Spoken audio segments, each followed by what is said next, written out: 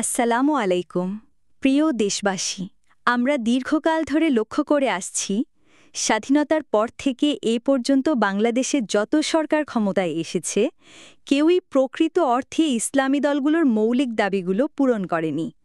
অথচ এ দাবিগুলো কোনো দল বা গোষ্ঠীর ব্যক্তিগত স্বার্থ নয়, বরং এগুলো আমাদের ঈমান, ইসলাম ও জাতির চেতনার সাথে ওতপ্রোতভাবে জড়িত। আজ যদি জামাতে ইসলাম বাংলাদেশের রাষ্ট্রীয় ক্ষমতায় অধিষ্ঠিত হবার সুযোগ পায়, তবে আশা করা যায় ইসলামী শক্তির এই ন্যায্য দাবিগুলো বাস্তবে রূপ নিতে পারবে। প্রথমত, শরিয়াবিরোধী কোনো আইন প্রণয়ন না করা, এটি মুসলিম জনতার আকাঙ্ক্ষা। ইসলামের মূলনীতি পরিপন্থী কোনো বিধান প্রণয়ন করা হলে তা জাতির ঈমান ও চরিত্র বিনষ্ট করে। জামাত ইসলাম রাষ্ট্র পরিচালনার ক্ষেত্রে এই বিষয়ে সুদৃঢ় অবস্থান গ্রহণ করবে।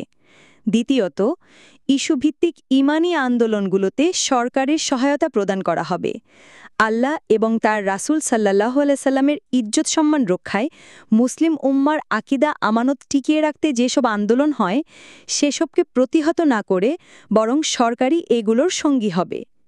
তৃতীয়ত, মুসলিম উম্মার সর্বসম্মত আকীদা হল কাদিয়ানীরা কাফির, কিন্তু দুঃখজনকভাবে বাংলাদেশে এখনও রাষ্ট্রীয়ভাবে এ ঘোষণা স্পষ্টভাবে কার্যকর হয়নি। জামাত ইসলাম ক্ষমতায় গেলে এ দাবি বাস্তবায়ন করে মুসলমানদের ঈমানী চেতনার প্রতিফলন ঘটাবে। চতুর্থত, যারা আল্লাহ ও তার রাসূলকে কটূক্তি করে তাদের জন্য কঠোর শাস্তির বিধান করা ইসলামী রাষ্ট্রের দায়িত্ব। জামাত ইসলাম এক্ষেত্রে ফাঁসির বিধান আইনগতভাবে নিশ্চিত করবে, যাতে কেউ এ জঘন্য অপরাধে সাহস না পায়। পঞ্চমত, কওমি শিক্ষার্থীদের ন্যায্য অধিকার প্রদান করা হবে। তারা যেন সরকারি চাকরি ও জাতীয় জীবনের সকল সুযোগ সুবিধা থেকে বঞ্চিত না হয়, সে ব্যবস্থা নেওয়া হবে। ষষ্ঠত, কওমি মাদ্রাসার শিক্ষকগণকে মর্যাদাপূর্ণ বেতন ভাতা প্রদান করা হবে।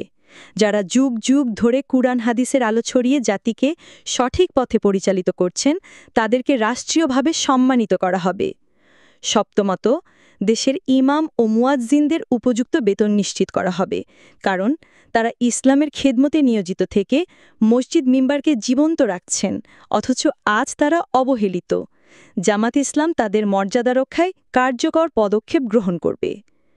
প্রিয় দেশবাসী, এসব দাবিগুলো কোনো বিলাসী কল্পনা নয়, এগুলো আমাদের ঈমানের দাবি, জাতির ভবিষ্যৎ রক্ষার দাবি।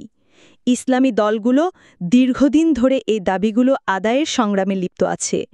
তাই যদি জামাতে ইসলাম রাষ্ট্র ক্ষমতায় আসে, তবে অন্য সব ইসলামী দল ও শক্তি স্বাভাবিকভাবে এর সুফল ভোগ করবে এবং ইসলামের জন্য ঐক্যবদ্ধ ভূমিকা রাখতে পারবে।